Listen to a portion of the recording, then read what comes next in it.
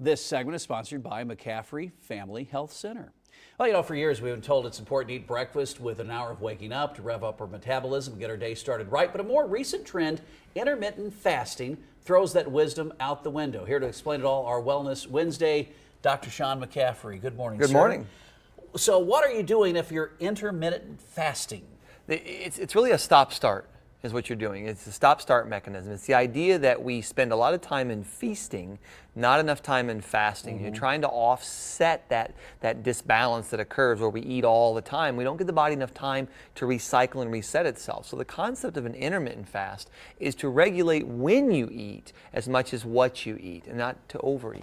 Now, what are the benefits of having a diet like this? Well, the biggest thing is that it helps the body to regulate a hormone called insulin. That's really the biggest issue with it. So it helps regulate insulin function. And when you regulate insulin, now that's where you get into, you start looking at diabetes. Yeah, when you hear insulin, that's absolutely. The first thing you think diabetes immediately. All weight gain, it doesn't matter how you gain it, is due to insulin. All weight gain. So if you're struggling with weight loss and you can't seem to get it off, you're in a gym, you're exercising, you're eating, you're following some fad diet, and it just bounces back on 6 months, a year later, it's because of that same hormone. So this is where intermittent fasting can be very, very beneficial. It helps the body to re-regulate control over that hormone, and then it helps take a little pressure off the GI system. Now, is this something all people should be doing? In my opinion, yes. Okay. Small children and things, not so much, obviously, because they're in a growing period. But from an adult standpoint, yes. However, you don't want to just dive into this thing. This is something you definitely want some kind of health care or medical supervision on when you do it, because the body's going to go through a lot of changes that can occur. You're going to see blood sugar changes, blood pressure changes.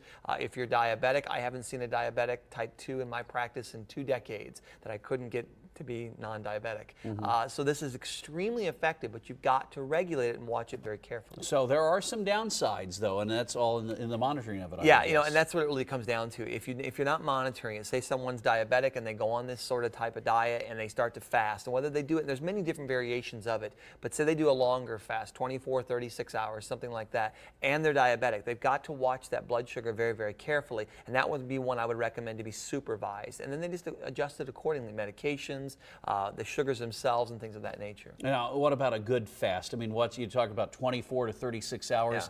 I would have a hard time going that long without eating even just a little something. I could go like maybe 8, 10, even 12 hours without really having anything to eat other than just drinking some water or tea.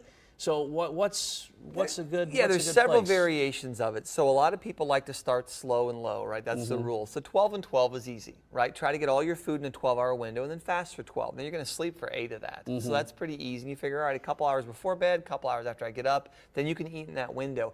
As you get more used to it, you want to expand it out. There's a 5-2 variation where you'll go 5 days on, 2 days off. There's a 16-8 for 24 hours where you'll fast for 16 hours and try to put all your food in an 8-hour window. Those are also effective. They all seem to work within reason. The ones that don't work as well would be the ones where you restrict your calories down to, say, 500 calories a day, and then you eat normal on the other days. They're not as effective in the long run for helping the body regulate weight.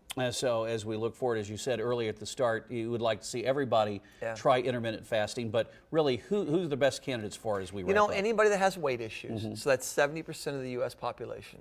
So right away, there's 70% of everybody out there. Anybody that has any kind of heart disease, diabetes, cancer, any kind of history of any chronic illness, you're going to benefit from it because there's all kinds of research that shows it helps cognitive function, it helps the body to produce stem cells, it helps the body to reproduce things. But again, it must be under supervision or you can get yourself in trouble. All right, Dr. Sean McCaffrey, good information as always. Find you on Facebook, Twitter, website, or stop by your clinic. Everywhere. All right, stay with us. We're coming.